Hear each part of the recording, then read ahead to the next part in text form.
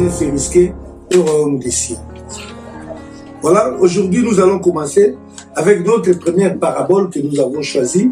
Je dirais, pas comme par hasard, mais la parabole que le Seigneur nous a mise à cœur de partager avec vous, de partager cet enseignement, s'intitule la parabole des vignerons. Et ce message de la parabole des vignerons, nous la retrouvons dans le livre de Matthieu au chapitre 21. Matthieu chapitre 21 à partir du verset 33. Nous allons lire au nom du Seigneur Jésus-Christ. Matthieu chapitre 21 à partir du verset 33. Je lis au nom du Seigneur. Écoutez une autre parabole. Il y avait un homme, maître de la maison, qui planta une vigne. Il entoura d'une haie et il creusa un pressoir et bâtit une tour. Puis, il la ferma à des vignerons et il quitta le pays. Lorsque le temps de la récolte fut arrivé, il envoya ses serviteurs vers les vignerons pour recevoir les produits de sa vigne. Les vignerons, s'étant saisis des serviteurs, battirent l'un, tuèrent l'autre et lapidèrent le troisième. Il envoya encore d'autres serviteurs en plus grand nombre que le premier, et les vignerons les traitèrent de la même manière. Verset 37. Enfin, il envoya vers eux son fils en disant: ils auront du respect pour mon fils. Mais quand les vignerons virent le fils, ils dirent entre eux: voici l'héritier, venez, tuons-le et emparons-nous de son héritage. Ils se saisirent de lui, le jetèrent hors de la vigne et le tuèrent. Maintenant, lorsque le maître de la vigne viendra, que fera-t-il à ces vignerons? Ils lui répondirent: il fera périr misérablement ces misérables, et il affermera la vigne à d'autres vignerons qui lui en donneront les produits au temps de la récolte. Alléluia. Là, nous venons de lire la parabole que nous allons développer ensemble avec vous. La parabole intitulée la parabole des vignerons. Le Seigneur a enseigné devant la foule. Dans cette circonstance, il y avait des pharisiens, il y avait des sacrificateurs, il y avait beaucoup de gens importants. Le Seigneur nous annonce par la parabole le royaume. Il dit ceci, qu'un monsieur avait sa vigne. La vigne, nous le savons, c'est bien la plante qui nous produit les vins, les raisins, et ça peut aussi signifier tout simplement les champs où on a planté la vigne. La Bible nous renseigne qu'un monsieur avait une vigne et il avait planté la vigne, il avait même fait creuser un pressoir, c'est-à-dire une machine qui va devoir presser les fruits pour extraire les jus, pour produire les vins. Il a clôturé même. Voilà. Donc, il avait sa vigne, il avait fait un pressoir pour pouvoir une machine pour pouvoir presser les fruits et extraire les jus. Il a construit une clôture pour pouvoir protéger. Mais à la fin de toutes choses, la Bible dit que il afferma sa vigne, il l'afferma à des vignerons. Donc, il loua, il donna cette vigne à ces vignerons, aux serviteurs. Ce n'était pas la vigne aux serviteurs. Les champs n'appartenaient pas aux serviteurs, aux vignerons, mais les champs appartenaient à un maître, à un propriétaire. Il a tout fait il a donné la vigne aux vignerons. La Bible dit la ferma, c'est-à-dire il donna la ferme à ces gens-là. Il leur donna comme étant un bien, non pas leur appartenant, mais ils travaillaient dans les champs pour les comptes du maître. Donc il devait rendre compte quand même un jour. Et il partit pour pouvoir revenir un temps après. Mais la Bible nous renseigne ceci.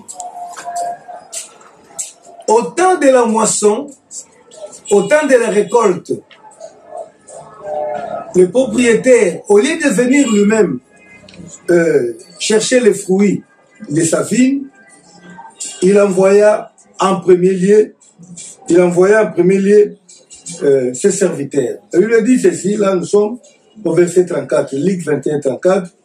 Lorsque le temps de la récolte fut arrivé, il envoya ses serviteurs vers les vignerons pour recevoir les produits de la vigne. Les vignerons s'étant saisis de ses serviteurs, battirent l'un, tuèrent l'autre et lapidèrent le troisième. Alléluia. Donc, du moins, cet homme a envoyé plusieurs fois des serviteurs qu'il avait choisis pour pouvoir recevoir la récolte. Maintenant, quand les premiers sont venus, ils ont été assassinés. Le second est venu, un deuxième tour est venu, au verset 36, il envoya de nouveau d'autres serviteurs, en plus grand nombre. Les vignerons les saisirent, les traitèrent de la même façon. Ils les tuèrent. Et en fin de compte, le maître s'est dit,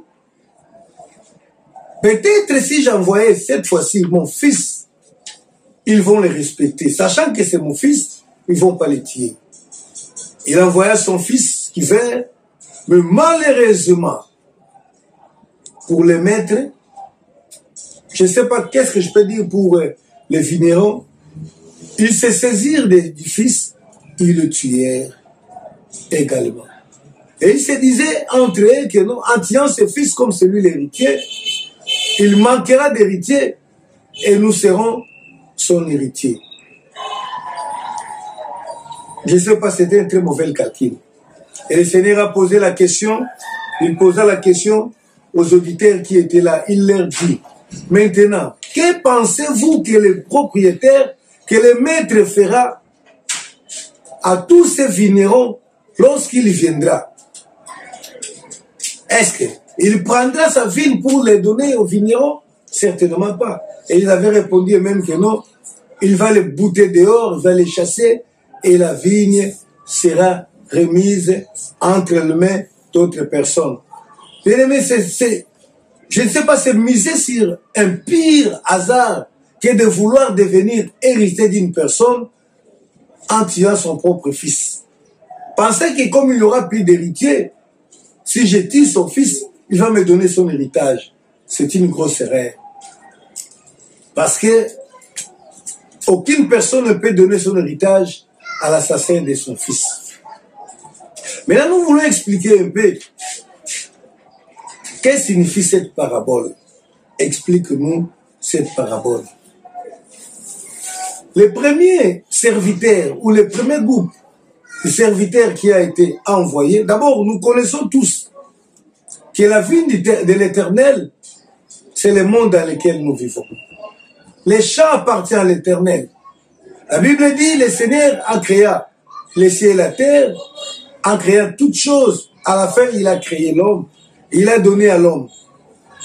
L'homme a trouvé la terre, a trouvé les cieux, a trouvé tout ce qui se trouve sur la terre, mais ne connaît pas comment toutes ces choses ont été créées. Et Dieu a donné à l'homme pour pouvoir diriger, pour pouvoir dominer sur toutes ces choses. Avec l'idée qu'il reviendra un jour voir l'homme vivre selon les plans, selon les projets, selon la ligne tracée par lui-même. Mais malheureusement, l'homme que Dieu a planté, l'homme à qui Dieu a confié, a affirmé sa vigne, a donné sa plantation, qui ne se trouve être que le monde, l'homme s'est rebellé contre Dieu.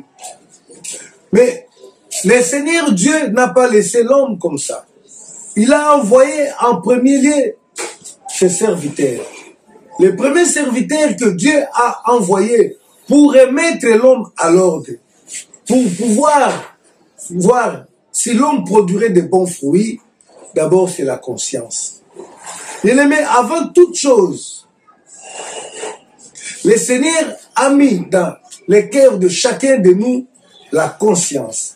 La conscience, c'est quoi? C'est la faculté, c'est la capacité qui nous porte à juger la valeur des choses sur ses propres actes. C'est-à-dire, dans chaque personne, il y a une conscience qui lui permet de juger ses actes, s'ils sont bons ou mauvais. Donc, c'est la conscience qui te dit, c'est la conscience qui te convainc, qui te fait connaître que celui-ci, ceci est mauvais ou ceci est bon. Mais malheureusement, les hommes ont détruit leur conscience. Les hommes ont oublié ce qui est mal et ce qui est bon. Les hommes ont changé le mal en bien. Comme le dit Ésaïe chapitre 5, verset 20, la Bible dit ceci, Ésaïe chapitre 5, verset 20. Malheur à ceux qui appellent le mal bien et le bien mal, qui changent les ténèbres à lumière et la lumière en ténèbres. C'est ce qui arrive aujourd'hui. Dieu a doté dans chaque personne la capacité de comprendre que cette action est mauvaise, même si tu n'as jamais été enseigné. De toi-même, tu vas comprendre que un tel acte n'est pas bon, celui-ci est bon. Mais qu'est-ce qui nous amène, malgré cette conscience, malgré cette connaissance du bien et du mal, à ne jamais faire du bien, mais à ne faire que du mal? Donc l'homme a détruit, a brûlé sa propre conscience. Ce sont les serviteurs que Dieu a envoyés. Ce sont les serviteurs que Dieu a toujours envoyé, les maîtres et envoyés pour nous montrer les chemins qui peuvent nous aider à produire de bons fruits. La morale. Aujourd'hui, la morale est devenue, ce mot même morale, en Occident, est en train de devenir, je ne sais pas, une insulte ou quoi. Et vous verrez une personne dire vous verrez une personne dire à une autre, tu me fais la morale. Donc c'est-à-dire que l'homme se croit autorisé à faire tout ce qu'il veut. Il n'y a plus de limite entre les bons et les mauvais. L'homme a même nié l'existence de son créateur. C'est ça, brûler la conscience. Alors que Dieu a placé même dans nous la conscience qu'il existe un Dieu. La conscience qui nous fait comprendre de nous-mêmes que toutes ces choses que je vois, tout ce que je vis, ne peut jamais être l'objet du hasard. Les gens ont brûlé leur conscience et les gens ont tué ce que Dieu a mis en eux. Et ils se sont dit qu'ils sont des dieux. Ils ne veulent plus reconnaître que cette terre existe par une personne. C'est ce que nous renseigne le livre des Romains au chapitre 1er, verset 19. Romains 1er, 19, 23. Je lis au nom du Seigneur. Car ce qu'on peut connaître de Dieu est manifeste pour eux. Dieu leur ayant fait connaître, en effet, les perfections invisibles de Dieu, sa puissance éternelle, sa divinité, se voient comme en léunis depuis la création du monde. Quand on les considère dans ses ouvrages, ils sont donc inexcusables. Puisque les hommes ayant connu Dieu, ils ne l'ont point glorifié comme Dieu, ils ne lui ont point rendu grâce, mais ils se sont égarés dans leurs pensées, leur cœur sans intelligence a été plongé dans les ténèbres. Se vantant d'être sages, ils se sont devenus fous. Ils ont changé la gloire du Dieu incorruptible et à l'image. Donc les hommes ont nié même l'existence de Dieu, alors que Dieu a fait que l'homme puisse comprendre qu'il existe au travers de sa création, en voyant la grandeur de la terre, en voyant la complexité des choses, en voyant l'exactitude mathématique de la vie humaine, du fonctionnement du corps humain. L'homme doit comprendre qu'il doit exister un architecte. Mais l'homme a choisi de refuser. L'homme a brûlé sa morale. L'homme s'est dit, la terre existe par un accident, par lui-même. C'est ça les premiers messagers, les premiers serviteurs que Dieu a envoyés, c'est la conscience. Comme Dieu n'avait pas trouvé raison, n'avait pas trouvé bonne cause, il a envoyé de nouveau d'autres serviteurs. La Bible nous dit, il a envoyé d'autres serviteurs en plus grand nombre que les premiers, les vignerons, les traiteurs de la même manière. Après le temps, Dieu qui aimait toujours l'homme a envoyé pour le salut de l'homme la loi et les prophètes. Le Seigneur nous a envoyé la loi au travers Moïse, au travers la Bible. Nous avons les prophètes. Les prophètes nous montrent le chemin de Dieu. Les prophètes nous montrent comment servir Dieu, comment rendre gloire à Dieu. Et car ce que le Seigneur attend de nous, ce n'est pas que nous produisions, que nous prenions les fruits de la terre et que nous jetons dans les airs pour qu'ils la mangent. La Bible dit, le Seigneur, s'il a faim, s'il veut se nourrir de la viande, il a tous les animaux des champs. C'est que le Seigneur, les fruits que le Seigneur attend à l'homme, c'est la vie de l'homme. C'est les bonnes œuvres que Dieu attend de l'homme. Malheureusement, malgré la loi, malgré les prophètes, malgré tous les enseignements, tout ce que Dieu a donné, les hommes ont refusé. La Bible dit, ils ont tué les prophètes, c'est-à-dire ils ont négligé la prophétie, ils ont jeté la Bible, la parole de Dieu. Mais le Seigneur ne s'est pas laissé. Le Seigneur a continué. Et pour la dernière fois, il a envoyé son Fils. Et le Fils, comme nous le savons bien, c'est Jésus-Christ.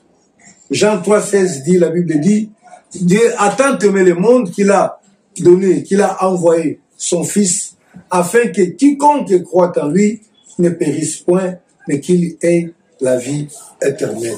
Le Fils de l'homme est venu. Il nous a montré les chemins. Il est venu pour nous donner la vie. Selon qu'il dit lui-même dans Jean 10,10, le diable ne vient que pour voler, pour détruire, pour égorger. Mais le Fils de l'homme est venu pour que nous ayons la vie. Et cette vie en abondance. Une vie qui ne tarit jamais. Malheureusement, les hommes se sont dit, ah bon, il nous a envoyé son Fils, son unique, l'héritier, tuons-le. Et ils ont tué, ils ont crucifié le Fils de Dieu dans la personne de Jésus-Christ. Et maintenant, le Seigneur a posé la question.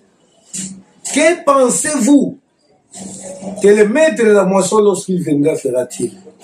Mais laisse-moi vous dire, cette parabole n'enseigne pas seulement ceux qui ont vécu au temps du Seigneur Jésus-Christ, puisque nous avons l'habitude, lorsque nous écoutons les paraboles, nous pensons que ces messages ne s'adressent qu'à d'autres personnes. Les messages s'adressent à nous. C'est à nous. Même ceux qui sont dans l'église ont brûlé leur conscience, comme dit l'apôtre Paul. Qu'est-ce que nous ne voyons pas aujourd'hui? Parce que nous avons la loi qui nous montre les chemins de Dieu, qui nous montre la parole, les enseignements qui peuvent nous aider à produire les fruits de l'esprit. Il y a des gens qui ont brûlé la conscience. C'est ainsi que nous nous retrouvons aujourd'hui dans les églises avec des pasteurs voleurs, des pasteurs ivrognes. Et ils se disent pasteurs, des gens qui ont brûlé, qui ne connaissent plus l'essence du bien et du mal. Et la Bible nous dit ceci. Tous ces gens-là, qui après avoir eu la connaissance du Seigneur Jésus-Christ, mais qui vivent dans le péché, la Bible dit que ces gens-là sont en train de crucifier encore le Seigneur Jésus-Christ. Mais ils sont plus méchants, ça c'est mon avis à moi. Non pas ceux qui ont tué les serviteurs, parce que les serviteurs, ça pouvait bien se comprendre. Mais ceux qui ont même tué le fils du propriétaire. Mais c'est ce que nous sommes aujourd'hui. Toi qui as crié, toi qui vas à l'église, qui écoutes les enseignements tous les jours. Mais lorsque tu te retrouves devant une situation où on te propose les vols, où on te propose les péchés pour gagner beaucoup d'argent, bien aimé, quand tu pêches, disons Hébreux chapitre 6, verset 6, lorsque tu pêches, sache que tu es en train de crucifier de nouveau le Seigneur Jésus-Christ. Hébreux chapitre 6, verset 6. La Bible dit ceci. 6. Et qui sont tombés, soit encore renouvelés. Je peux retourner un peu. Verset 4, Hébreux 4 jusqu'à 6. Car il est impossible que ceux qui ont été une fois éclairés, qui ont goûté les dons célestes, qui ont eu part au Saint-Esprit, qui ont goûté la bonne parole de Dieu et les puissances du siècle à venir, et qui sont tombés, soient encore renouvelés, amenés à la repentance, puisqu'ils crucifient pour leur part le Fils de Dieu et l'exposent à l'ignominie. Mais combien de fois, étant chrétien, tu as crucifié encore le Fils de Dieu? Jésus pleure.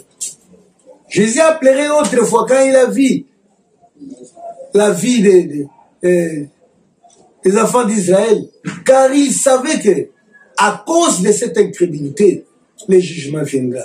Mais aujourd'hui, Jésus-Christ pleure. Il regarde.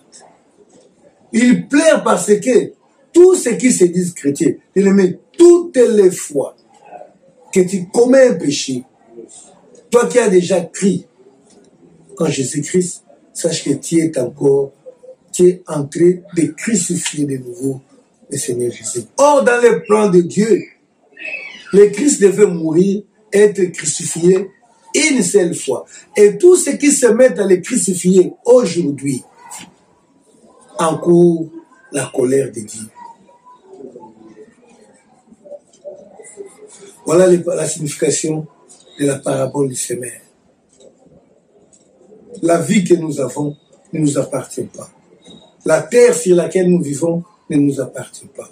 C'est lui qui nous a donné en location la vie. C'est lui qui nous a loué la vie. Attend de nous des fruits. Quels sont ces fruits? Ce sont les fruits de l'esprit. Les fruits de l'esprit que la Bible annonce dans Galates chapitre 5, verset 20. Les fruits de l'esprit. On va les lire rapidement. Les fruits de l'esprit, Galates chapitre 5, verset 22 plutôt. Les fruits de l'esprit, c'est l'amour, la joie, la paix, la patience, la bonté, la bénignité, la fidélité, la douceur, la tempérance. Mais il est impossible à l'homme de produire les fruits s'il ne connaissent pas, s'il ne connaît pas le Seigneur. Il faut connaître le Seigneur. Il faut venir au Seigneur. C'est lui seul qui peut nous donner la capacité à produire les fruits. Mais à tous ceux qui reçoivent, parce qu'aujourd'hui, nous n'avons pas que ceux qui tuent les fils, mais il y a de ceux qui reçoivent les fils. À tous ceux qui reçoivent les fils, tous ceux qui reçoivent les fils ont la capacité de produire des fruits de l'esprit. C'est ce que le Seigneur attend de nous. Et lorsque le Seigneur viendra, qu'est-ce qu'il fera? Il la fermera. C'est-à-dire, il donnera sa ferme, il donnera sa terre. Nous avons l'espérance de vivre un jour une vie de gloire dans le royaume de Dieu qui sera installé, je dirais même essentiellement sur la terre. Selon les prophéties que nous avons dans l'Apocalypse, chapitre 20. Et même aujourd'hui, à vous qui m'avez écouté, vous qui m'avez entendu, le Seigneur vous dit une chose. Aujourd'hui, si vous avez encore le temps d'écouter sa parole, c'est que la grâce de comprendre la parabole pour votre salut et pour vous. Mais si vous n'avez rien compris, nous ne pouvons rien contre vous. La Bible dit ceci, le Seigneur ne tient pas compte du temps de l'ignorance, il appelle tous à la repentance. Combien de fois tu as écouté le message de l'évangile? Combien de fois? Sache que celui qui était parti revient bientôt. Notre Seigneur revient. Et il revient pour faire quoi? Il revient pour juger. Parce qu'il a laissé sa vie. Il a laissé les hommes sur terre. Il a envoyé tout. Il a envoyé son fils. Et son fils a été crucifié, a été tué par ces gens-là. Toute personne qui refuse de croire en Jésus-Christ est considérée comme le meurtrier du Fils de Dieu. Ce ne sont pas ceux-là qui ont tué Jésus, mais ce sont ceux qui refusent aujourd'hui. Ceux qui vivent dans les péchés aujourd'hui, ce sont eux qui tuent l'enfant de Dieu. Mais la Bible nous dit, aujourd'hui, si vous entendez sa voix, n'endurcissez pas votre cœur, car c'est le temps que le Seigneur vous accorde pour la repentance. Si vous vous repentez, vous décidez d'abandonner le péché, d'accepter Jésus-Christ comme Seigneur et Sauveur, et vous invoquez le nom du Seigneur selon qu'il est écrit, quiconque invoquera le nom du Seigneur sera sauvé, vous serez sauvés, vous ne serez pas comme ceux qui ont tué le Fils, mais vous serez comme ceux qui ont remis de bonnes choses au Fils, et lorsque il viendra le Maître, il vous donnera le royaume, parce que le royaume doit être remis à certaines personnes. N'endurcissez pas votre cœur, donnez votre cœur à Jésus-Christ. Soyez bénis. Restez toujours branchés. Cet enseignement que nous avons commencé aujourd'hui sur les paraboles du Seigneur va continuer prochainement, toujours sur Christ sans frontières TV, sur YouTube. Soyez bénis au nom du Seigneur Jésus-Christ. Amen.